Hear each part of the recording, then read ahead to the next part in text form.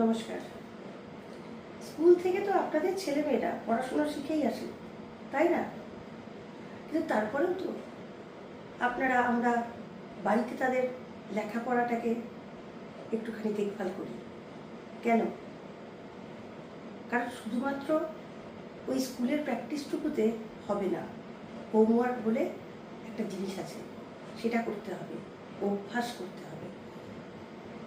আমাদের রাজ্য বা দেশের ক্ষেত্রেও সংস্কারটা ঠিক সেই রকমভাবেই হয়। যেমন ধরুন, মিউনিসিপ্যালিটি থেকে এসে পরিষ্কার করে দিয়ে গেল, কিছুক্ষণ বাদে কোনো এক বাড়ি থেকে এক ঝুড়ি ময়লা নিয়ে গিয়ে রাস্তার উপর ফেলে দেওয়া হলো। তাহলে কি কোনো পরিষ্কারের মানে হলো? হলো না। ঠিক তেমনভাবে সরকার তার মতন করে যথাসাধ্য চেষ্টা করে যাচ্ছেন এই পচন রোগ থেকে রাজ্যকে বের করতে।